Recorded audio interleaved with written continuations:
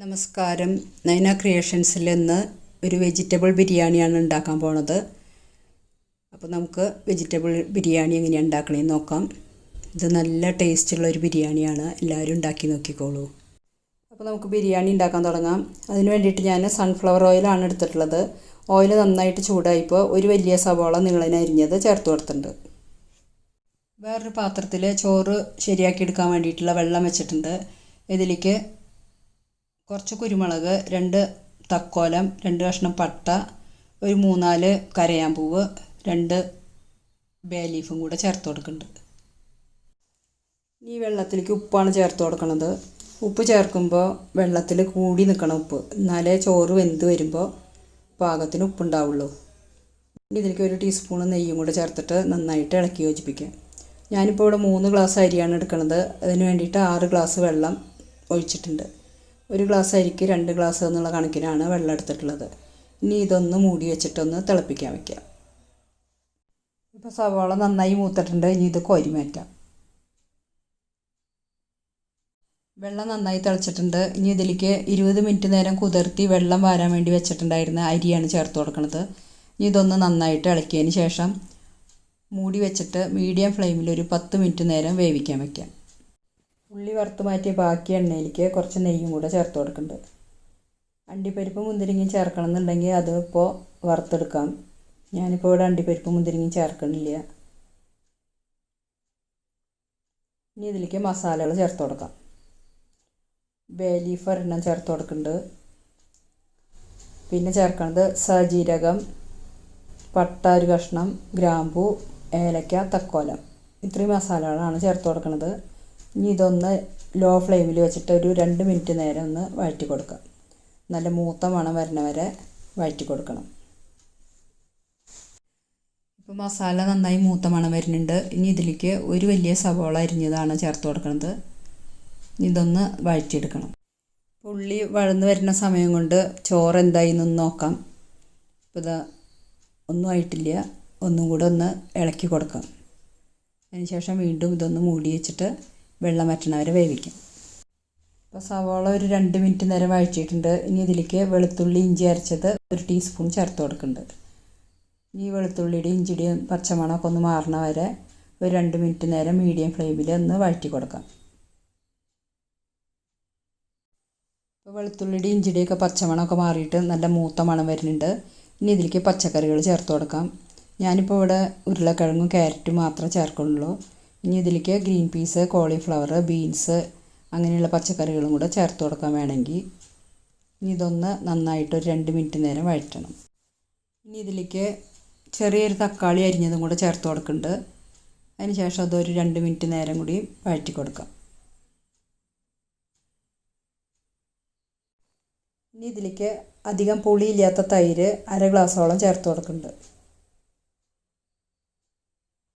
1 teaspoon മുളക് പൊടി ചേർക്കുന്നുണ്ട്. പിന്നെ ഒരു 1/2 ടീസ്പൂൺ മഞ്ഞൾപ്പൊടിയും കൂടെ ചേർക്കാം. ഇനി ഇതിലേക്ക് ബിരിയാണി മസാല 2 ടീസ്പൂൺ ചേർത്ത് കൊടുക്കുന്നുണ്ട്. ബിരിയാണി മസാല ഇല്ലയെന്നുണ്ടെങ്കിൽ 2 ടീസ്പൂൺ മല്ലിപ്പൊടി, 1 ടീസ്പൂൺ ഗരം മസാലയും കൂടെ ചേർത്താൽ മതി. അതിൻ്റെ കൂട്ടത്തിൽ ഒരു 1/4 ടീസ്പൂൺ ജീരകം വറുത്ത് പൊടിച്ചതും കൂടെ ചേർത്ത് കൊടുക്കാം. ഇപ്പോൾ വെജിറ്റബിൾ മസാല ശരിയാക്കണതിൻ്റെ ഇടയിൽ ചോറിൻ്റെ കാര്യം മറന്നു പോകരുത്. ഞാൻ ഇടയ്ക്ക് 1-2 പ്രാവശ്യം അതൊന്ന് ഇളക്കി നോക്കിയിട്ടുണ്ടായിരുന്നു. ഇപ്പോൾ ഇതാ 10 മിനിറ്റ് കഴിഞ്ഞപ്പോൾ ഫ്ലെയിം ഓഫ് ചെയ്തിട്ടുണ്ട്. വെള്ളമൊക്കെ വറ്റി ചോറ് പാകമായിട്ടുണ്ട്, പാകത്തിന് വെന്തിട്ടുണ്ട്. ഇതിപ്പോൾ ഇങ്ങനെ കുഴഞ്ഞിരിക്കണ കണ്ടിട്ട് പേടിക്കൊന്നും വേണ്ട. ചോറ് ഒന്ന് ഇത്തിരി തണുത്ത് കഴിയുമ്പോൾ നന്നായിട്ട് ഉതിർന്ന് വരും. ഇനി ഇതിലേക്ക് മല്ലിയിലയും പുതിനയിലയും അരിഞ്ഞതും കൂടി കുറച്ച് ചേർത്ത് കൊടുക്കുന്നുണ്ട്. അതിന് ശേഷം ഈ ഗ്രേവിക്ക് ആവശ്യത്തിനുള്ള ഉപ്പ് ചേർക്കണം. എന്നിട്ട് ഇതൊന്ന് നന്നായിട്ടൊന്ന് ഇളക്കി കൊടുക്കാം. ഇനി ഈ പച്ചക്കറി കൂട്ടിലേക്ക് 1 ഗ്ലാസ് വെള്ളം ചേർത്ത് കൊടുക്കാം. എന്നിട്ട് ഇതൊന്ന് നന്നായിട്ട് ഇളക്കി യോജിപ്പിച്ചതിന് ശേഷം മീഡിയം ഫ്ലെയിമിൽ വെച്ചിട്ട് ഈ പച്ചക്കറികളൊക്കെ ഒന്ന് വെന്ത് കിട്ടണ വരെ മൂടി വെച്ച് വേവിക്കാം.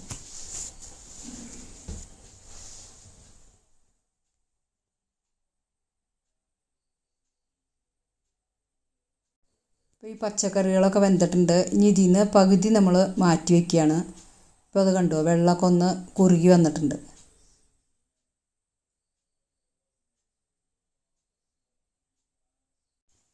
ഈ മസാല റെഡിയാക്കിയ ഈ പാത്രത്തിലേക്ക് തന്നെയാണ് നമ്മൾ ബിരിയാണി സെറ്റ് ചെയ്യാൻ പോണത്.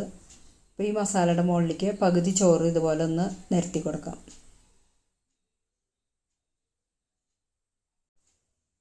ഇനി ഈ ചോറിൻ്റെ മുകളിലേക്ക് ഉള്ളി വറുത്തത് കുറേശ്ശെ ഇതുപോലെ ഒന്ന് ഇട്ട് കൊടുക്കാം.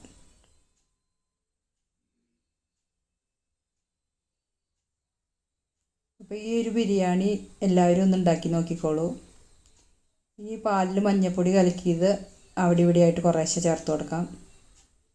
എൻ്റെ ചാനൽ സബ്സ്ക്രൈബ് ചെയ്യാത്തവരുണ്ടെങ്കിൽ ഒന്ന് സബ്സ്ക്രൈബ് ചെയ്തോളൂ. ബെല്ലൈക്കണും ഓളെന്നുള്ള ഓപ്ഷനും കൂടി ഒന്ന് പ്രസ് ചെയ്യണം കേട്ടോ, മറക്കാണ്ട്. ഇനി ഇതിലേക്ക് മല്ലിയിലയും പുതിനയിലയും അരിഞ്ഞതാണ് ചേർത്ത് കൊടുക്കുന്നത്. ഇനി ഇതിൻ്റെ മുകളിലേക്ക് നമ്മൾ ആദ്യം തന്നെ ഒരു പകുതി മസാല മാറ്റി വെച്ചിട്ടുണ്ടായിരുന്നല്ലോ, അതും കൂടി ഒന്ന് ഇതേപോലെ ഒന്ന് നിരത്തി കൊടുക്കാം. ഇനി ഇതിൻ്റെ മുകളിലേക്ക് ഈ ബാക്കിയുള്ള ചോറ് മുഴുവനായിട്ട് ചേർത്ത് കൊടുക്കണം.